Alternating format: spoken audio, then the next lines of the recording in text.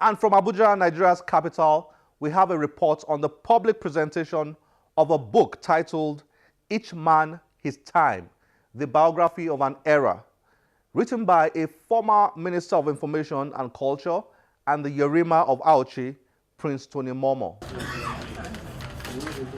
Sons and daughters of Auchi in Esako local government area of Edo State at the public presentation of the book titled Each Man His Time, the biography of an era, a book that chronicles the life and times of Chief Momoh Oshiogbele Idaho and how Auchi, under his leadership, became a respected kingdom.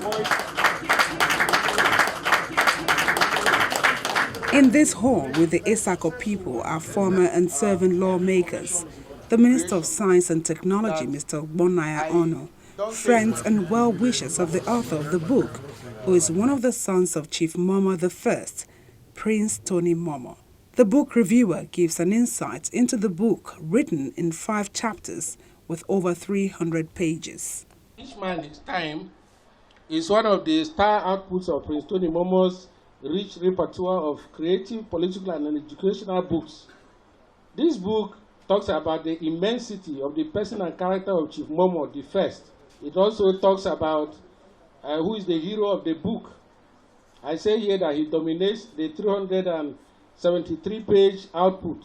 Very few persons share the space with him. It is about Momoh and Momoh and Momoh, the extraordinary deeds that he did. Tony Momoh also tells the story of his extraordinary father with a passion and enthusiasm of a chronicler who is in love with his subject. The book also talks about the story of simple rustic Auchi and how it rose under the able leadership of Momoh I to become a kingdom, respected by other villages and clans, which they started the journey of life almost on the same pedestal. And more on the Auchi community. Auchi began its humble existence as a loose federation of independent villages that was came about because the children of Uchi left Udo in Benin Kingdom in the 15th century to relocate to where they are now. I guess there are many young Auchi people who don't know this. It is something you need to know. For me also, one of the interesting things about the life of Momoh I was his organizational ability and his commitment to his people.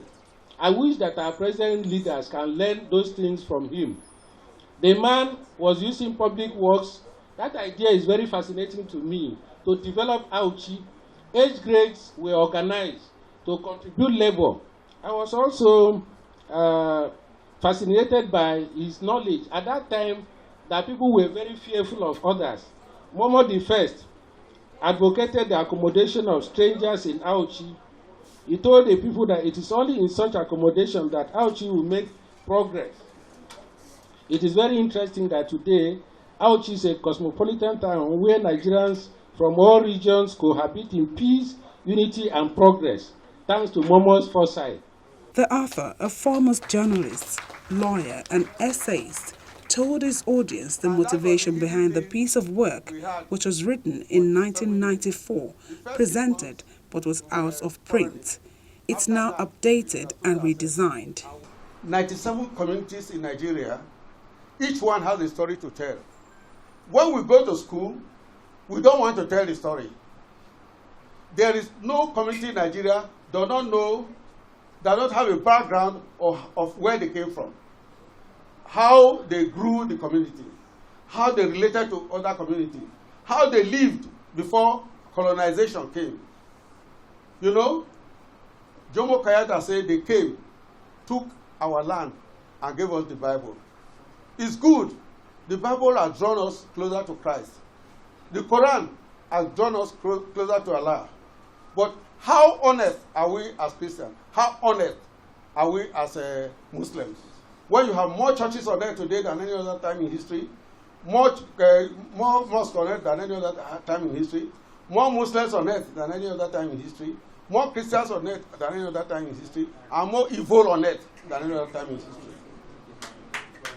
Can we revisit what is wrong? Why is it that we wear the toga of religion when there's peace. When there's war, we run back to the oracle. Why? These areas are the areas you must not be afraid to tell the world where you are coming from. So all those are in this book. Though this book, Tony Momoh, Momoh the First, is only a metaphor to address families, to address family organization, and we always claim, modestly, sister, that our family is the biggest organized family in the world. And nobody has ever denied it. Our father had about 47 wives, 257 children. I'm number 165. But did he have concubines? And there were never any divorce. So these are areas that people should really learn by reading what is there, and we find out what is missing. Perhaps one of the reasons for the presentation of the book at this time is also to celebrate Prince and Mrs. Tony Momoh's wedding anniversary.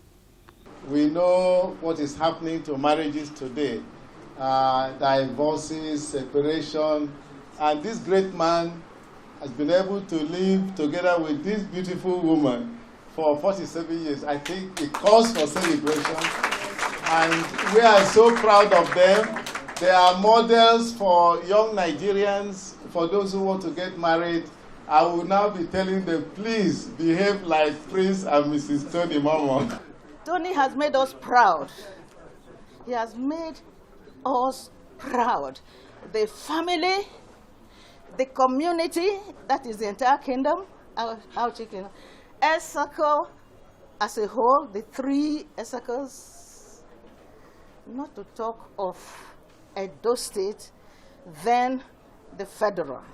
Drawing from the content of the book, guests at the event agree that there is the need for a return of history as a subject into Nigerian school curriculum. It's a book that will give bearing to the people, give bearing to our people, and they will know that they have a root and a history which they must cherish. It is very important, particularly these days, that history is no longer in our curriculum, which many well-meaning Nigerians are asking should be returned. Because when we do not know a thing about our background, then the moral values that we are expected to imbibe growing up become very difficult to enforce. So, which part of the book is outstanding for the author? Every part of this book is my favorite part. But the fact is, there are lots of chapters. For instance, you have Islamization of Auchi. When my father sent a malams between 1921 and 1926 to all the surrounding villages in Auchi Kingdom. They were going to teach, and the native doctors there were always fighting, not agreeing that their idols should be destroyed. It's a very interesting chapter where a favorite, one of the most powerful age groups in the history of Auchi, they call them Umayarege, the Shakers of Town. They were trained between 1908 and 1917, and they had powers of teleportation. They could disappear and appear anywhere. Each one has a secret room.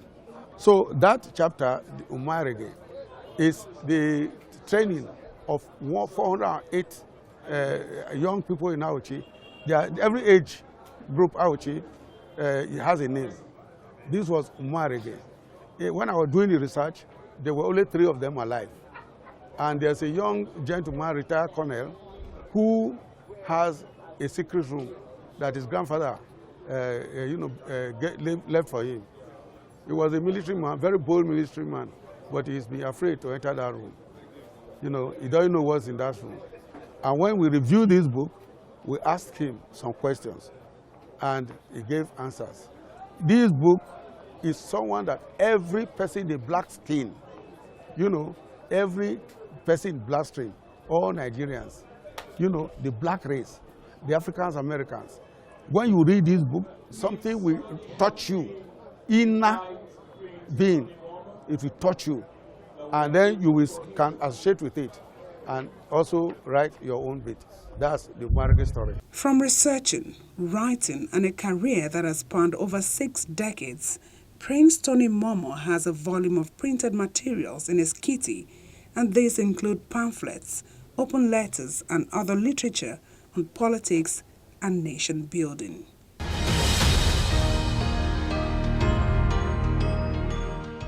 I hope you have enjoyed today's show. Please send us your comments and feedback on any of our social media platforms displayed on your screen. I am Olakunle Kasumo. Remember, one great book can change your life. Bye-bye.